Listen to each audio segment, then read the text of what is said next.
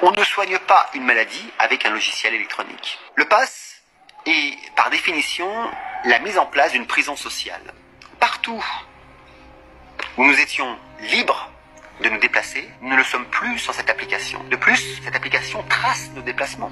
Ici, par exemple, à Bali, lorsque l'on rentre dans un établissement, c'est check-in, ding, vert. Mais avant de sortir, il faut faire le check-out. C'est-à-dire qu'il est enregistré automatiquement lorsque vous allez dans un endroit et lorsque vous en sortez. Donc du coup, lorsque vous allez aller dans un autre endroit, vous allez faire un autre check-in. Et lorsque vous allez en sortir, vous allez faire un autre check-out. Et voilà comment le traçage électronique est fait. Et les passes sont en passe de devenir des machines de crédit social universel. Alors vous pensez peut-être que c'est de la science-fiction. Mais il suffit d'ouvrir vos yeux pour s'apercevoir que c'est déjà ainsi. Regardez, le crédit social, c'est un outil qui récompense ou qui punit les comportements des humains en accord ou pas avec les lois établies par les dirigeants, qui peuvent d'ailleurs changer ces mêmes lois à tout moment et sans préavis. Le pass actuel est un exercice, un essai. Et dans chaque pays, ils font les mêmes exercices. La première récompense accordée aux détenteurs du pass, c'est un laissez-passer. Aux autres, c'est une punition et pas d'accès au lieu choisi. S'il était vraiment sanitaire, il devrait alors être obligatoire partout. Dans les écoles, les hôpitaux, les bus, les trains, les métros, les taxis. Mais ce n'est pas le cas, en tout cas pour l'instant. Le premier test est celui de l'obéissance.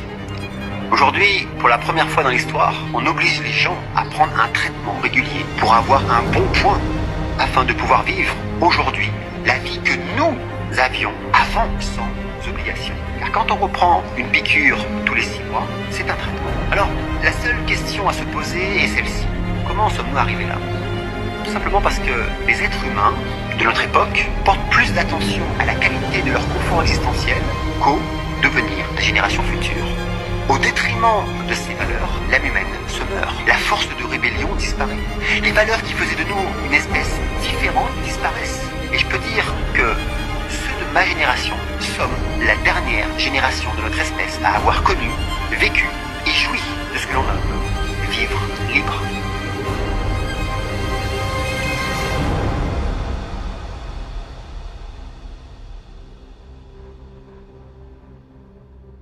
Je le redis, accepter l'idée de monnayer sa liberté, un vaccin contre un café, c'est un rein contre un coca.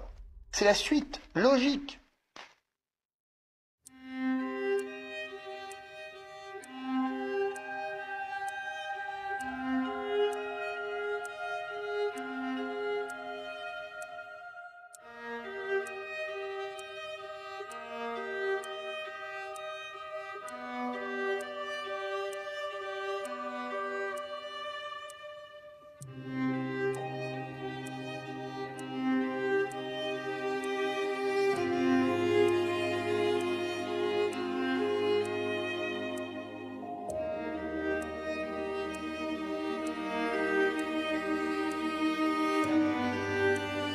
Des données danoises de Micron, des gens qui donc seraient contaminés, et Omicron toucherait davantage les triples vaccinés que les non vaccinés.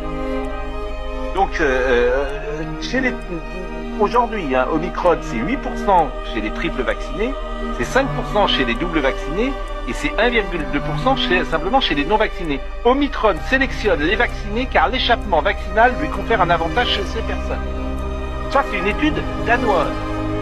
Si on s'aperçoit que le virus Omicron touche plus les vaccinés que les non vaccinés, on est mal.